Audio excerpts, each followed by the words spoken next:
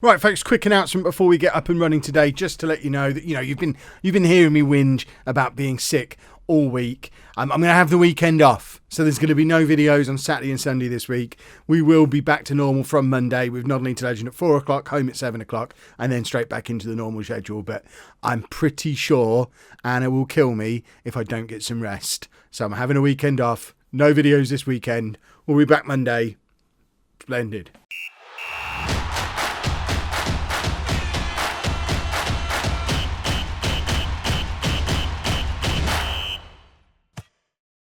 Hello and welcome to Club 4, Part 15 of Non-League to Legend. I'm Kevin. Coming up on today's episode, we have our first two games of the new Premier League season. We're away against Bournemouth and at home against Leicester. As I've mentioned, we've got a weird situation going on this week where I've done back-to-back transfer specials in this series and in home, and I'm now giving you the same announcement that I gave in the home one yesterday, but basically because we've changed up the way we do the transfer specials now, and we always do them and they're not hour and a half long and daunting things now, I'm not going to go through the new transfers in this video. There's a quick look so you can see as a rough overview the business that we did. But if you want to go into more detail on who left, who came in and why, you can watch the transfer special from yesterday. Today's video, we're just going to get straight into the new season with our new look team. And this is what that new look team looks like. We have new goalkeeper Paul Lopez in goal. A back four of Brian, Bakayoko, Duffy and Sessegnon, with Toussaint as our halfback, holding the midfield in place. There's probably a better way to describe that. Pineda and Horta in front of him. And then a front three of Mitrovic, Mirabella and Mahrez. So lots of new signings in there. Mahrez, Horta, Toussaint, Bakayoko, Lopez. And we've got also another new signing goalkeeper on the bench in the shape of Dalberg. Simon Hall is still here, don't panic, but he's injured, as is Al Shaarawy, as is McBurney. So we've got a few injuries knocking about the place, but I think that's still a very strong looking team. We're going away against Bournemouth, and I'd like to think this is a game that, if we're going to have the kind of season I hope we could have, that we should be able to win. The board are just looking for us to avoid a relegation battle. I hope I wasn't super blurry for too long then. I just had to kick my camera to bring myself back into focus. Much apologies. What was I saying? Yeah, the board are looking for us to just avoid a relegation battle. The media are expecting a 15th place finish. I'm hoping for a Europa League finish. We missed out on the final day of the season on a Europa League spot last year, and I think we've improved the squad sufficiently to be able to go one better. I do expect a win against a team like Bournemouth. I think we should be better than Bournemouth. We certainly should be considering ourselves to be a top half team now, but we have got quite a few new players there, so it's going to take us a little bit of time to gel. Dynamics is still okay. We've still got the core of last season's team in the shape of Mitrovic and Pineda, Mirabella. Who else have we got? Mawson, Duffy. Although Mawson's on the bench now with Bakayoko coming into the defence. So we've got a lot of our previous players here, but I think we have strengthened in the areas we needed to strengthen. It would have been nice to bring in a goalkeeper. Those of you who did watch the transfer special will understand just how difficult that was to do. We have got a young Colombian superstar, but he's not got a work permit. So we're going to keep an eye on him, and in the meantime make do with Mitrovic and McBurney. But what we don't want is to concede goals like that. We're 1-0 down, and it was a little bit messy. We didn't look particularly solid at the back there. If we just have a look at our defensive shape as this is going on, Sessegnon is somewhere on the pitch, but way up it. Duffy doesn't get across to cover in time, and the keeper isn't really alert to what's going on. That was... Let's try not to get too worried. I wonder if I put the keeper back to a sweeper keeper. I haven't. And he is a sweeper keeper, so... Let's go back to the original sweeper keeper. We changed sweeper keeper back to goalkeeper when we had Kaltak last season, but now we've signed a sweeper keeper again. It makes sense to go back to using a sweeper keeper, and hopefully a sweeper keeper stops that kind of goal from happening. I've just said sweeper keeper a lot, and it doesn't seem like a real thing anymore. Is a sweeper keeper a thing that actually exists? Right, big ball over the top this time, and hopefully the keeper's not going to be rooted onto his line this time, but... They've signed Nyambi, who was at Cardiff, who I was tempted to bring in myself this summer, but looked like it was too much money for a player that I remember having in the Championship in previous versions of Football Manager. So I didn't want to bring him into a team that were trying to get into Europe. But he's now playing against us for a team that are beating us. So perhaps I should have stumped up the cash and brought Nyambi in at right back. My scout reports all said he was good. I just couldn't quite bring myself to do it based on prior knowledge of him from previous games. Corner comes in and it's a save from Lopez. And we haven't looked very good going forward yet. We've got a lot of anxious players. What can we do? Let's show some passion. There you go. We'll fire them up. Forget anxiety. Let's just be fired up. I don't know what they're so anxious about. I guess it's because pre-match I told them I expect to win and they're not dominating the match. So I perhaps should have done a better pre-match team talk. That's a bit of a defensive howler though, and Mitrovic takes advantage of it, and Bournemouth have gifted us an equaliser just before half-time. If ours was a little suspect defensively, theirs was just...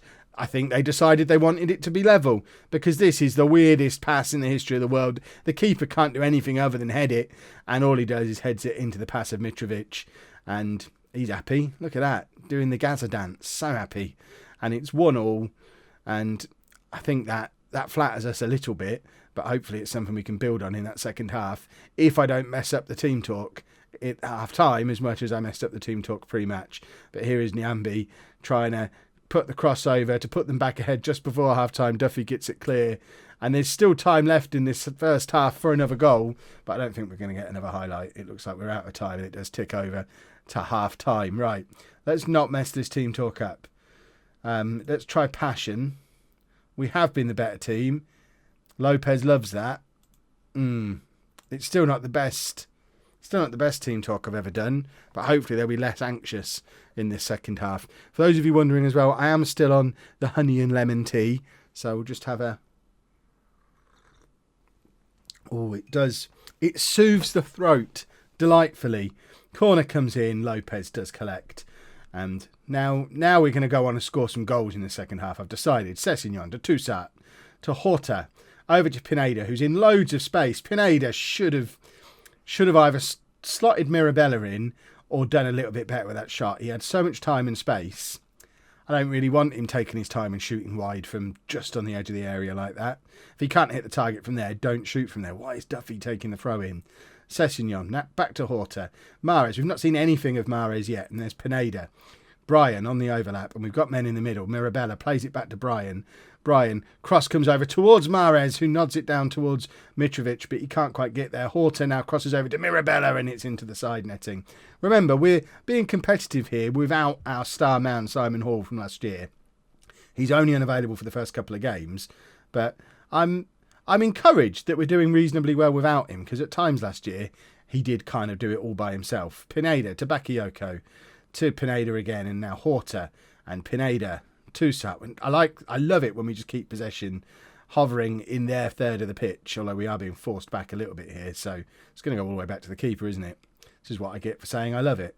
Lopez, big ball forward towards Mitrovic, who doesn't keep possession of it. That was a total waste of time then. But Mirabella's in. They've done it again. They've gifted us 2 goals in this game now, and this time it's Mirabella who takes advantage, and he, justifiably, is very happy about it. Imagine being the Bournemouth manager in this match. First day of the season, you're at home, you've played reasonably well against the team that overperformed more than anyone else last year, but you've gifted them 2 goals to find yourself behind on 65 minutes.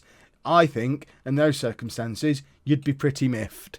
Right, what are we going to do to switch things up a little bit here? We've got Pineda's not played particularly well. The assistant manager thing thinks Cullen's the best bet to bring on. That just doesn't seem right. Calderon ahead of Cullen every day of the week, surely. And have we got anyone who can come on that right wing? Not really. Who is Peter Ebuka? Another one of our youngsters. I mean, he's got potential, but I don't want to be getting him on the pitch today. That just seems a little bit silly. For all the players we brought in to give us strength in depth this summer, the injury crisis has meant we don't really have much to bring on. Looking at that, Mawson's a defender. He doesn't change the game. Freddie Power, I still don't know if I trust. And the 2 players we could bring him on for are playing better than anyone else, so he's not coming on. Ebuka I've never seen play, and he's behind Power in the pecking order anyway. Liam Moore wouldn't get on ahead of Mawson and still wouldn't change the game. And Josh Cullen, yeek. So we just make the one change, and I mean, it's the first day of the season. People should be fit. They should be all right. We might even bring Cullen on with 10 minutes to go or something. Horta might come off. We'll go Cullen and Calderon for the last 10 minutes, but we'll let this highlight get out of the way first, because we might want to bring Freddie Power on. Do we want to bring Freddie Power on? Is he going to offer us something other than Mahrez on that right-hand side? That's what I'm thinking. I might even do that as a double change. Let's have a little look at this. I don't think we can blame our defence for this one. It's just a good finish. Anyone's going to be happy with that goal. I don't think you expect the keeper to save that either. Let's have a look. What are we going to do? We are going to bring Freddie Power on that right-hand side. And we are going to bring Cullen on in midfield. And we're going to swap those two over. And all of a sudden, the team looks relegation battlers again. But I don't know, we just need to offer something different. Bakayoko probably should have come off. He's looking shattered. Mawson could have come on for him. 2-2 away from home on the first day of the season. Not a disaster by any means. We're not title challengers. We don't expect to win every game. But there is work to do. But thankfully, we've got a lot of good players due to come back to help us do that work. So let's... I'm going to say we were unlucky. Because... although I went out there, Mr. Fancy Pants, let's win the game before the match. I imagine the media probably had that down as a draw pre-match. Although, apparently Bournemouth hold out for a draw. Hopefully we'll do better against Leicester. 2 changes for the Leicester game then. Sosa comes in at left back with Brian dropping down to the bench. And Mawson comes in for Duffy at centre back. I think that's probably a better back four than the one we played in the last game. Maybe. My one concern is having 2 ball-playing defenders. I mean, either of them could switch to play something a little bit more industrial, but we'll see how they get on. They might fit into the whole possession-based system a little bit better, or we might need Shane Duffy in there in future at the expense of one of them, just to kick people and be a bit rough, which is what we've done really with the Fulham back four since we've been here. We've had one fancy player in the shape of Mawson, and then one thug in the shape of Duffy, or Moore has been the other one who's done it. So we'll see. Let's get into the game anyway. Sosa's not fully fit, which is why we've got Brian on the bench there ready to come on if need be as well. But Sosa came in right at the end of the transfer window as another option at left back for us. I know, let's avenge what happened last time we played Leicester. I have no idea what happened last time we played Leicester, but that has motivated people a lot more than what we did before the Bournemouth game. So hopefully we can play with a little bit more fanciness. I wanted to say pomp. Is pomp the right word to use there? I want us to use a bit of pomp. Get out there and pomp them up.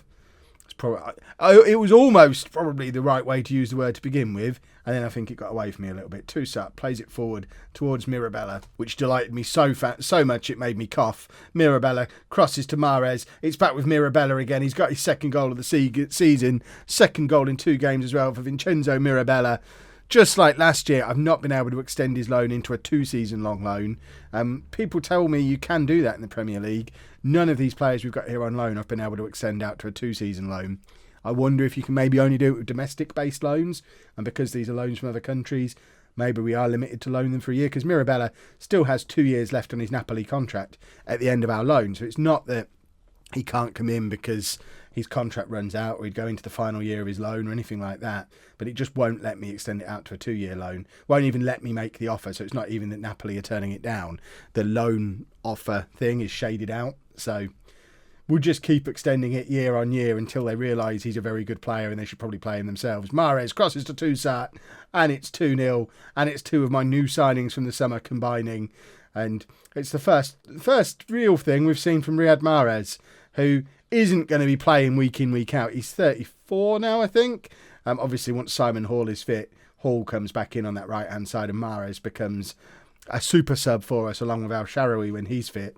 But having Hall and Mirabella as our first choice, with Mahrez and Al Sharawi able to A, tutor them, and B, come on when they don't perform, is a pretty decent situation to be in, I think. Some good strength and depth in those wide areas now. Pineda. Sosa is being quite well marked, actually, out there on that left-hand side. So they decide to come back and more infield, which I'm not going to complain with. Pineda, I think he's been fouled there, but apparently he hasn't.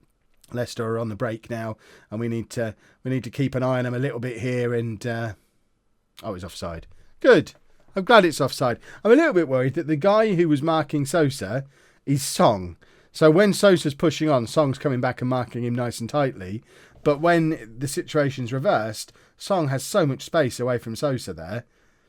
So I think we don't man mark. We do the whole zonal marking thing, which I guess would explain why, whereas they're obviously man marking our fullbacks when they're on the overlap. which was effective. It's a way we get a lot of possession in the final third of the pitch. We get our fullbacks pushed on in space. Marking them out of the game isn't the worst idea, but it is a little bit of a worry to see that happen. Right, don't get complacent. Exactly. Let's just keep doing what we've done in that first half, by and large, has been good. Do that again, and we'll end the episode top of the league, which would be awesome. I mean, it's because us and Leicester are the only teams in the league who've played 2 games. Oh no, there's Huddersfield. So there are a couple of games going on now. 3 games, in fact. They're at the bottom of the screen. They've been there all along. Huddersfield thumping Villa. But then Villa are only just making it back into the Premier League now, I think, this season.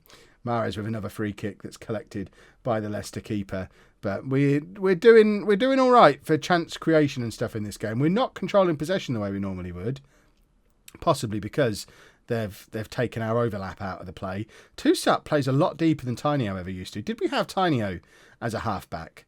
Or is that because Toussaint's a halfback, so that's why he's dropping, almost making it a back 3 a lot of the time, which isn't the worst thing in the world when our fullbacks push on as far as they do, to have Toussaint drop back between them and have it almost become like a 3-5-2, or I guess a 3-4-3 is closer to what we're doing when we're attacking. But I don't think Tainio ever did that, so maybe we had him as a different instruction, but I don't remember changing it. So perhaps I had Tainio on a personalised player instruction. Maybe. If anyone remembers, let me know. Right, Riyad Mahrez is injured. We need to take him off and protect him because he's an old man with a poorly groin. So let's get power on that right-hand side. We need Simon Hall to get fit again quick. Pineda's not played well, so Calderon can come on for him. Again, Pineda doesn't like not being the star man in the midfield. Now he's got Horta and Toussaint around him. He looks a bit more ordinary than the Superman he looked like for the second half of last season. Glad we didn't sign him permanently. Mitrovic is now not playing particularly well either. Should we bring Peter Abuka on and have a look at him? I mean, I know nothing about this lad other than that he's making his debut right now. He gets 10 minutes. Let's hope this isn't another one of those situations where I bring some of the youngsters on and we end up throwing a lead away. Horta to power, one of the youngsters, plays it into Abuka. Abuka can't get hold of it though. And now Leicester are on the break again. And yet again, Sosa's caught out a little bit on that left-hand side, but we're all right. Let's not panic. Brian's not worried, I don't think, at the moment, of his long-term spot in the team, although Sosa's had a good game, according to this. I don't know, I've been a bit worried about his positional sense a couple of times over the course of this game. I will be keeping an eye on it before our next episode. Abuka, again, can't really... Have we seen him touch the ball yet? Sosa, now on the ball, finds Horta.